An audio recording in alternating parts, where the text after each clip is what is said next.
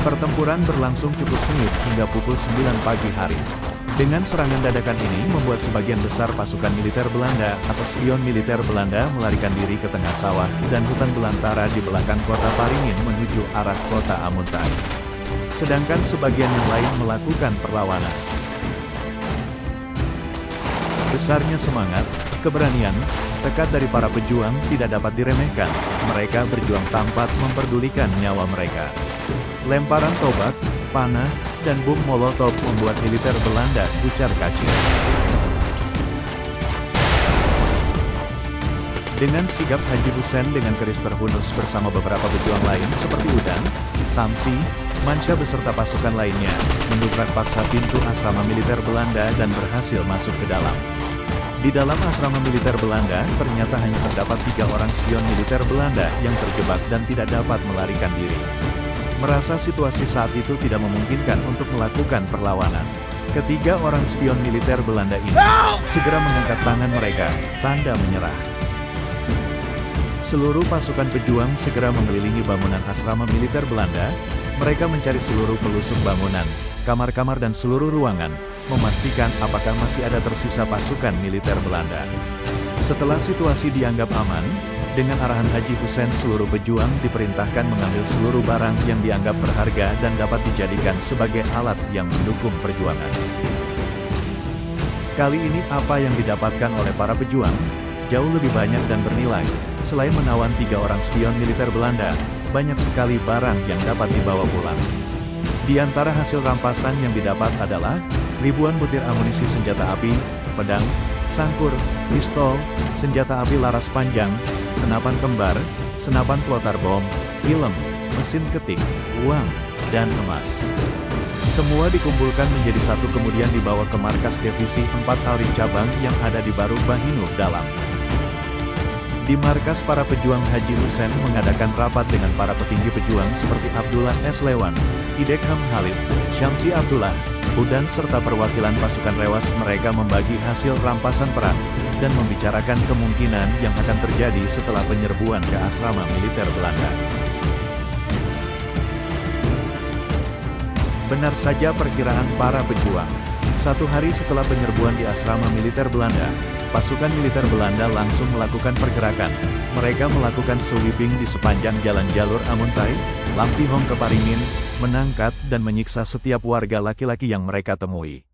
Militer Belanda berusaha mengorek keterangan keberadaan para pejuang yang telah melakukan penyerbuan ke asrama militer Belanda di kota Paringin. Kabar pergerakan militer Belanda ini cepat tersebar ke berbagai daerah terutama di sekitar kota Amuntai, Lampihong, Batu Mandi, Awayan, dan Paringin. Kebanyakan warga melarikan diri ke hutan-hutan belantara yang dianggap aman untuk mereka bersembunyi. Suasana saat itu sangat mencekam. Warga meninggalkan rumahnya untuk mencari perlindungan. Sementara itu militer Belanda terus menggeledah rumah warga di sepanjang jalur Amuntai ke Paringin. Sesampainya di daerah Kalahiang, militer Belanda semakin marah, dan di sana mereka mendapat perlawanan dari sebagian warga. Sayang, kalahnya jumlah dan persenjataan salah seorang warga Kalahiang, bernama Ibas, yang juga merupakan anggota Garpindo, tewas di tangan militer Belanda. Selain itu seorang perempuan, istri Jailani, menderita luka-luka dan tertembak di kakinya oleh militer Belanda. Namun ia berhasil melarikan diri ke arah hutan, dan dibiarkan oleh militer Belanda. Akhirnya setelah berhari-hari militer Belanda mengadakan berbagai bentuk kekerasan, penangkapan, dan pemukulan, serta terbunuhnya beberapa pejuang, mereka berhasil juga mengorek beberapa keterangan tentang pasukan pejuang yang telah meluluhlantakkan asrama militer Belanda di Paringin. Dari sumber yang mereka himpun diketahuilah bahwa terdapat sebuah markas divisi 4 Alri yang diperkirakan berjumlah ratusan orang, dan terletak di seberang danau Baru Bahinu Dalam.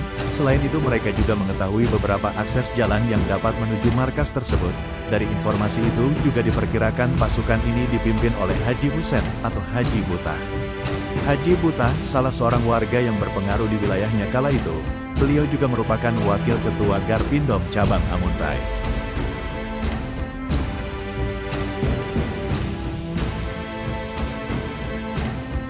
Akhirnya dengan berbekal informasi warga tersebut, Militer Belanda segera mempersiapkan pasukannya dengan jumlah yang besar, dengan tujuan menggempur markas pejuang di Desa Baru Bahino Dalam. Kali ini pasukan Belanda mempersiapkan pasukan dengan jumlah yang sangat besar. Mereka juga meminta bantuan pasukan dari kabupaten tetangga, yaitu Barabai. Setelah persiapan dianggap lengkap, mereka segera menuju Desa Baru Bahino Dalam dengan iring-iringan kendaraan truk yang dipenuhi dengan spion militer Belanda dengan bersenjatakan lengkap. Untungnya rencana penyerangan ini tercium oleh mata-mata pejuang, sehingga pada tanggal 11 Januari tahun 1949 pimpinan Divisi 4 Alri, yang dipimpin oleh Haji Husin, mendapat kiriman surat dari Wedana Paringin, yang isinya, memohon agar para pejuang membuat pertahanan di Jembatan Pudak akses utama menuju Desa Baru Bahino Dalam, dan akses-akses lain, seperti Desa Sikontan, dan Desa Badalungga Hilir. Menurut Wedana Paringin, melalui mata-mata para pejuang, bahwa Belanda membawa jumlah pasukan yang besar dan diperkirakan akan sampai pada malam hari di Desa Pudak. Mereka telah mengetahui keberadaan para pejuang. Selain itu, Wedana Paringin juga menghimbau agar warga desa sesegera mungkin menghindari pertempuran, mengungsi ke tempat-tempat aman. Mendapat berita ini, Haji Husen segera mengadakan rapat darurat, kemudian beliau meminta agar seluruh pejuang dapat membuat berbagai pertahanan di Jembatan Pudak. Selain itu beliau juga mengirimkan pesan pada para pejuang baik daerah Balangan, seperti Paringin, Halong, dan Tebing Tinggi, dan daerah Barabai, Birayang agar dapat tergabung dalam pertempuran kali ini. Karena pertempuran kali ini selain untuk mempertahankan markas para pejuang, ini juga bentuk perlindungan pada warga sekitar Desa Baru Bahino Dalam.